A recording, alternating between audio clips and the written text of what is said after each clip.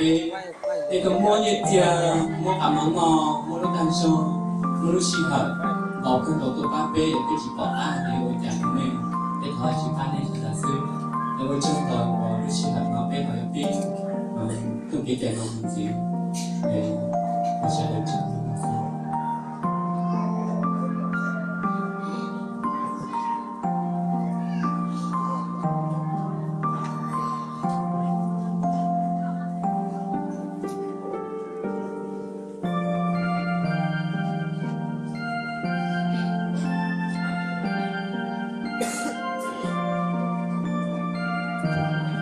chơi bây giờ diều có lọ cái gì diều có làm tiếp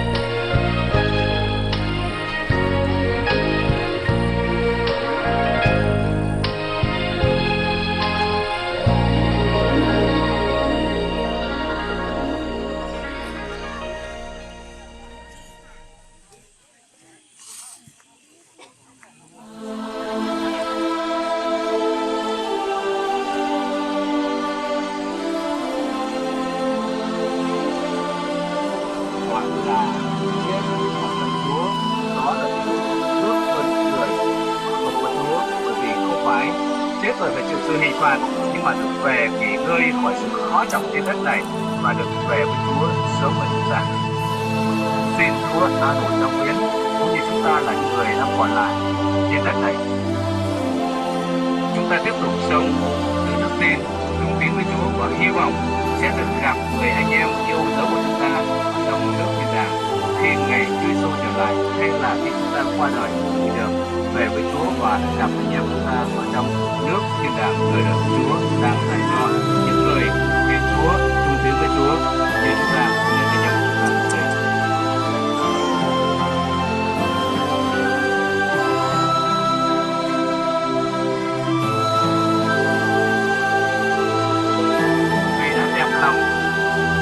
Vì đã đẹp lòng Đức Chúa Trời, toàn tri, toàn ái, toàn năng, cho sự khôn ngoan của Ngài và các linh hồn của Thầy cùng văn phòng về an nghỉ Chúa, nên chúng ta tạm phải trả phần đất là cho đất và chờ đợi sống lại trong ngày Chúa Kitô chúng ta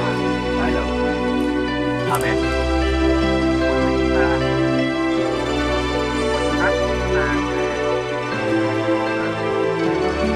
Chúng ta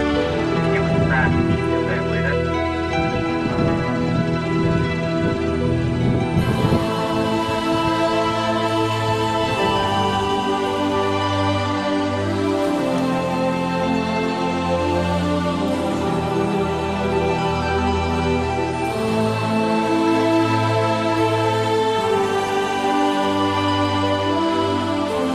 Sau khi chúng ta xong rồi thì phần là chúng ta làm cái phần việc còn lại.